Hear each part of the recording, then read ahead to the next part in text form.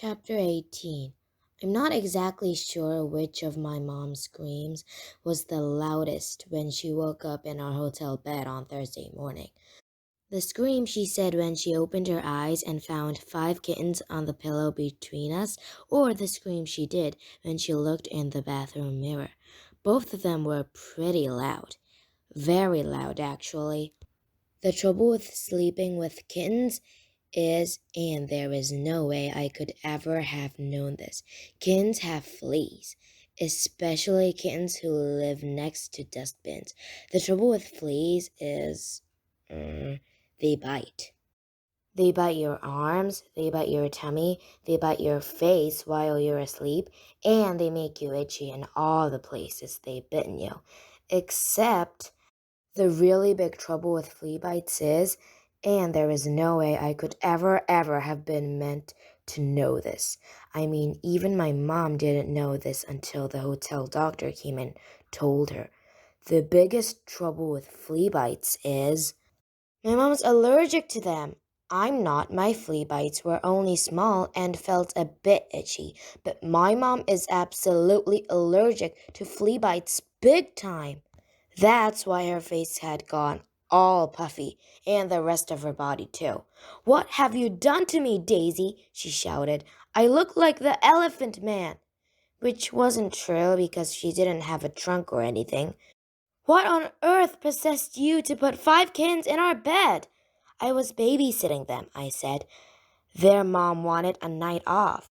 So I said I could help her out. I had to put them in our bed or they might have got cold."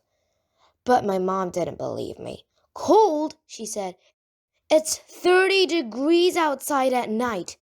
How on earth are 5 furry kittens going to get cold in 30 degrees of baking hot Spanish night?" So I had to think of another answer. "I thought they might get lonely," I said. "Lonely?" she said. "They've got 10 million fleas to keep them company. The only company those kittens need is a flea comb, my girl."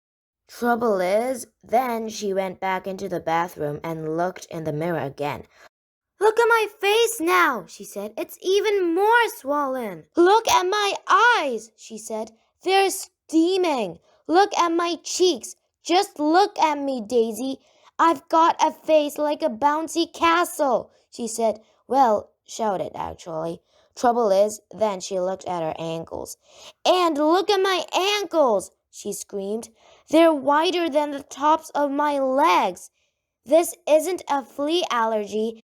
It's a bubonic plague." Which wasn't true either. Otherwise, her face would have fallen off. Then she went all thoughtful.